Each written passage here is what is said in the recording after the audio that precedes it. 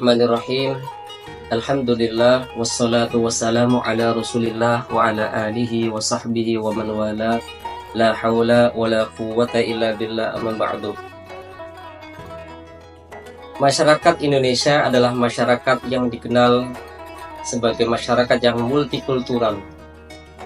Jadi yang namanya pluralitas adalah realitas atau fakta sejarah. Karena itu kemudian kita tidak bisa menghindari yang namanya keberagamaan dan keberagamaan. Namun kalau kita tengok fakta di lapangan, justru agama sering menjadi salah satu pemicu pertengkaran dan perselisihan dan perdebatan yang kadang berujung pada meja hijau. Ada istilah dengan yang disebut dengan pencemaran nama baik, atau istilah dengan istilah sebagai penodaan terhadap agama, atau bahkan kita sebagai muslim pun kadang belum tentu bisa berdamai dengan kelompok muslim yang lain yang tidak sefikroh dan tidak semadhab. Itu adalah fakta. Meskipun faktanya adalah pluralitas adalah sebuah realitas sejarah bangsa kita. Nah, kita bisa belajar dari lembaga pendidikan tertua di Indonesia. Bahkan bangsa ini belum lahir, lembaga pendidikan ini sudah pernah lahir, yakni pesantren. Jadi kalau kita melihat pesantren setidaknya pertama memiliki fungsi sebagai pusat pendidikan, pusat edukasi, mendidik putra-putri bangsa kita, mendidik generasi muda menjadi seorang yang muttaqin atau tafaqquh fiddin. Atau setidaknya adalah pesantren mengajarkan kepada santri untuk amal ma'ruf nahi munkar. Itu fungsi yang pertama, yaitu pusat edukasi. Yang kedua adalah pusat dakwah. Ini juga tidak bisa dipungkiri dari sejarah bahwa pesantren melahirkan tokoh-tokoh dai yang tersebar di seluruh Indonesia, di seluruh pelosok, memenuhi ruang-ruang diskusi, pesantren, masjid, kampus. Mereka lahir dari para santri yang tentunya adalah mereka ingin berdakwah. Yang ketiga, pesantren juga punya fungsi adalah memberdayakan masyarakat. Baik, sekarang kalau kita belajar dari pesantren sebagai lembaga pendidikan tertua, dikaitkan dengan bagaimana kita mendidik keberagaman beragama, atau yang kita sebut dengan moderasi beragama.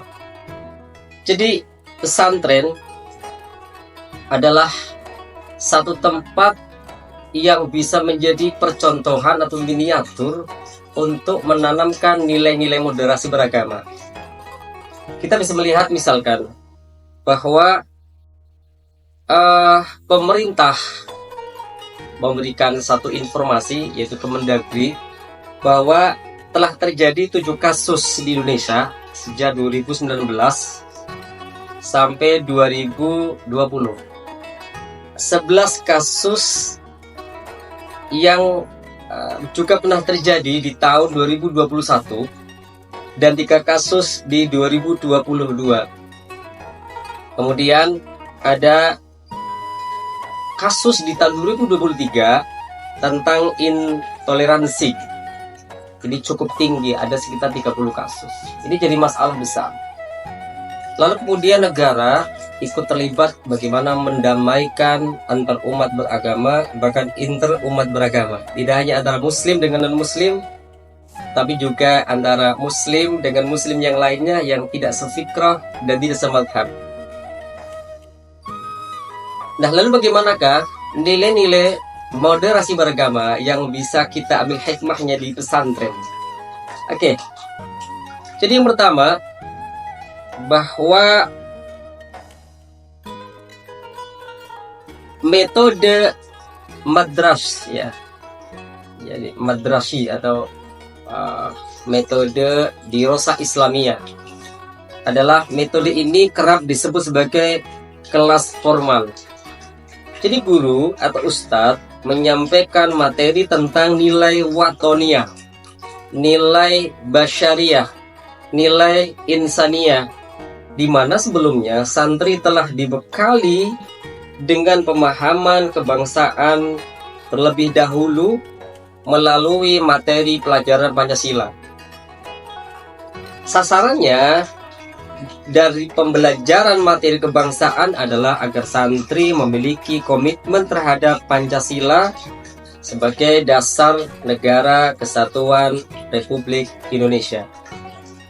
Kedua adalah metode halaqah. Jadi metode ini merupakan metode khas ala pesantren, di mana sekelompok santri duduk melingkar, mendengarkan dan mencatat penjelasan dari seorang guru atau seorang ustaz, seperti lazim dilakukan lembaga pendidikan pesantren. Metode halaqah dilaksanakan melalui beberapa tahapan. Pada sesi awal, kini menunjuk salah satu santri membaca beberapa baris dari lanjutan bahan sebelumnya dari kitab yang dibahas. Kemudian dilanjutkan dengan qiraah terjemah, yaitu kiai membaca kitab yang akan menjadi bahasan pada saat pengajian. Dan diakhiri dengan penjelasan makna dengan menggunakan bahasa Indonesia agar penjelasan makna tersebut lebih mudah dipahami oleh santri.